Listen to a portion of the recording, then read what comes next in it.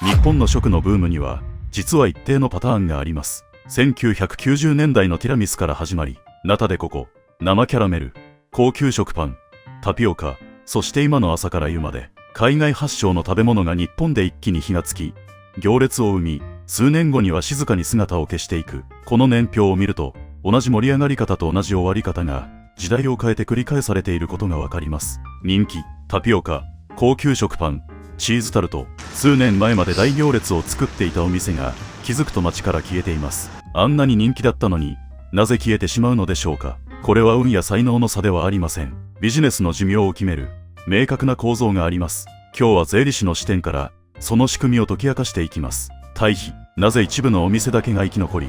大多数が消えていくのでしょうか。台湾発のティーカフェ、ゴンチャを見てみます。ゴンチャは2019年前後のタピオカブームで一気に知られるようになりました。しかしブームが去った後も成長を続け、2026年には既存店の売上が52ヶ月連続で前の年を上回っています。店舗数も220店を超えました。一方、高級食パンブームの火付け役となったガビは2018年におよそ100億円の年商を達成しました。しかしその後は状況が変わり、2021年頃から閉店が相次ぎ、加盟店のオーナーから経営が苦しいという声が報道されるまでになりました。同じようにブームに乗った2つのブランドがなぜここまで違う結果になったのでしょうか。答えはブームに乗ったかどうかではなく、もともとどんな構造を持っていたかにあります。法則、ここでブームの寿命を決める2つの軸を考えてみます。1つ目の軸は新しさや話題性にどれだけ頼っているか。2つ目の軸は運営の仕組みがどれだけ標準化しやすいか、つまりオペレーションの難しさです。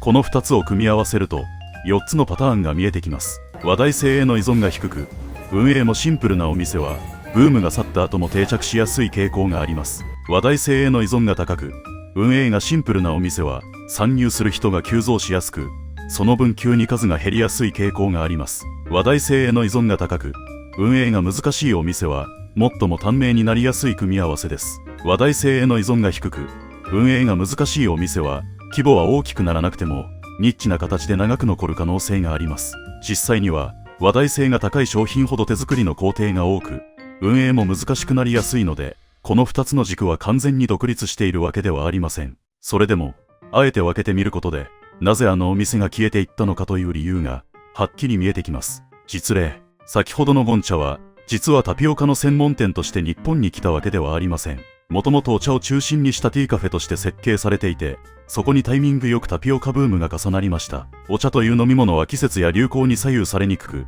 注文のカスタマイズも標準化された仕組みの中で行われています。話題性への依存が低く、運営もある程度型にはまっているという組み合わせだったのです。ガビは逆に生食パンという一つの商品への依存度が非常に高いビジネスでした。ブームのピークでは店舗数が急増しましたが、ブームが落ち着くと需要も一気に縮み、多くの加盟店が厳しい状況に置かれることになりました。同じ現象は海外でも起きています。アメリカでは2000年代後半からカップケーキの専門店が次々に生まれました。中でもクラムズベイクショップという会社は2003年にニューヨークで創業し、2013年には全米でおよそ70店舗にまで急拡大しました。しかし売上のおよそ8割をカップケーキという一つの商品に頼っていたため、ブームが落ち着くと売上が急速に落ち込み、2014年には全店舗を閉鎖して経営破綻しています。国や商品が違っても起きている構造はよく似ています。本質、ここからが税理士として最もお伝えしたいところです。ブームの最中というのは、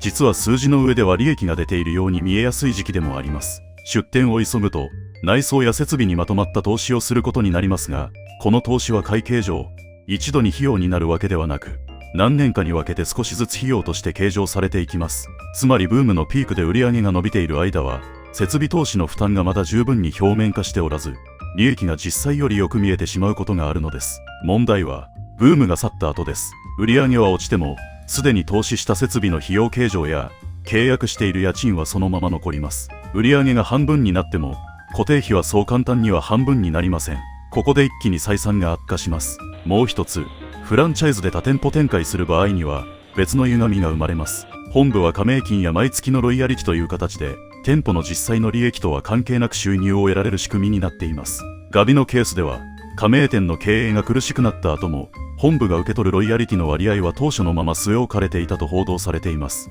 本部の数字だけを見ていると健全に見えても、実際に商品を作りお客様に接している一つ一つの店舗では採算が取れない状況が進んでいることがあるのです。ブームによる一時的な追い風を自分たちの実力そのものだと錯覚してしまう。数字の上の利益もまた同じように人を錯覚させることがあります。数字の上で順調に見えることと構造として安定していることは全く別の話だということです。結後、最後に消えていくお店に共通する行動パターンを整理します。一つはブームがすでにピークを迎えている時期に参入すること。二つは話題性という一つの要素だけに頼り日常的に選ばれる理由を作れていないこと。三つはブームが終わった後にどう事業を続けていくかという出口の設計を最初から持っていないことです。ブームというのはあくまできっかけに過ぎません。本当の勝負はブームが終わった後に始まります。行列がなくなった時にそれでもお客様がまた来たいと思う理由をその店が持っているかどうか。街から静かに消えていくお店と